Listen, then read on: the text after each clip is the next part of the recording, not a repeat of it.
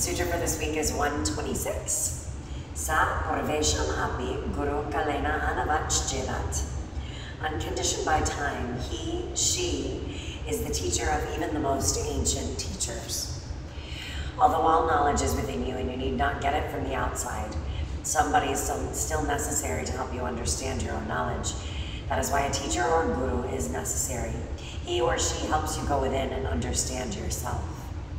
So I think even when something is built into us, when our yoga finds us, and I really do believe it finds us rather than us finding it, even when it feels familiar and we know it in the deepest pieces of us, it's still really necessary to have someone to help guide the process, someone who's been there, someone who has a deeper, maybe a greater understanding of the process of the practice to allow us to more easily open those doors and windows to see inside. Everyone's path is different. Everyone's ultimate karma in their own practice is deeply individual, yet having a guide not only makes you feel safer, but it helps to validate, to justify. It also, comes to right choice, discriminative discernment, and right association. We feel that like-mindedness and the encouragement to move forward in what we believe and what we're trying to accomplish. So Patanjali goes on to say, we practice yoga with our egos. Oh, I can concentrate, I can penetrate this object, I can empty my mind.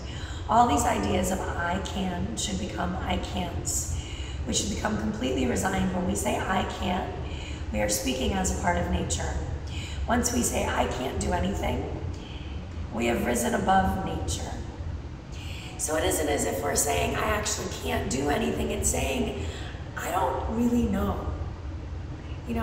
It's saying as soon as I accept the fact that I don't get to master anything, that it's constantly changing, that as soon as something is perfect, the next moment it's going to change, and the next moment may be more perfect or less, but it's present.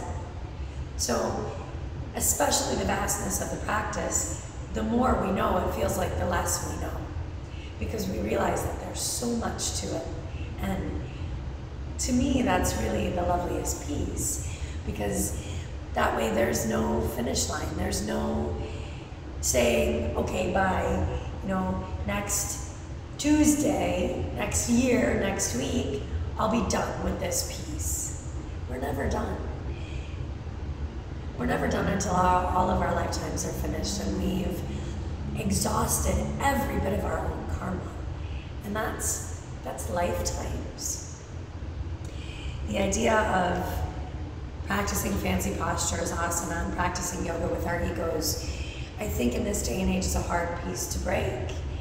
But when we feel the extraordinary movement that yoga can allow us to feel, the moving of those pieces that we've held so tightly, those sadnesses and those traumas and dramas that we bottled up, the angers and frustrations, and when those begin to move upward and out, we realize the depth and the scope of the practice, and there's an immediate recognition that this is more than movement. This is way beyond physical. And for a lot of people, that's a scary concept. That's something that is very big and very baffling. And it's why I think some of these, these more simplified forms of yoga or not yoga, controversial, are out there, because some need to be bouncing around and simply bouncing around, and some need to really be digging into their own garbage and trying to transcend it and move forward.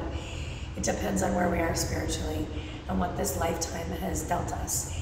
Are we ready to be in the scope of the whole of yoga, or are we going to bounce around and get skinny? It isn't yoga. That's moving, which is amazing, but it isn't yoga. Yoga is the whole of my body, mind, and spirit finding its way together and figuring out what the hell that means in the scope of all that we deal with in a lifetime, which is so much. so much. Welcome your practice. Welcome the guidance of a teacher. Do not continuously search and search and search outside yourself. As soon as those doors and windows are opened by your best guide, go through them.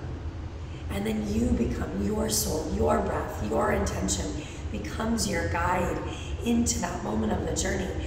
And when you feel stuck, when you feel caught, that's when you come back. That's when you ask questions. That's when the teacher is necessary.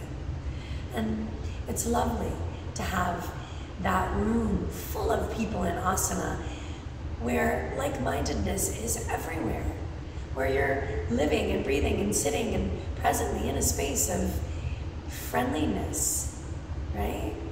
Of love and compassion and healing and give and take without even needing to know each other's names. It's lovely. It's a lovely, lovely example of humanity. So welcome it. Don't feel as if you have to break away or separate from your community or from your teacher. My teacher will always be my teacher. Always, always. So practice with love, practice with compassion, practice with each other. Shanti.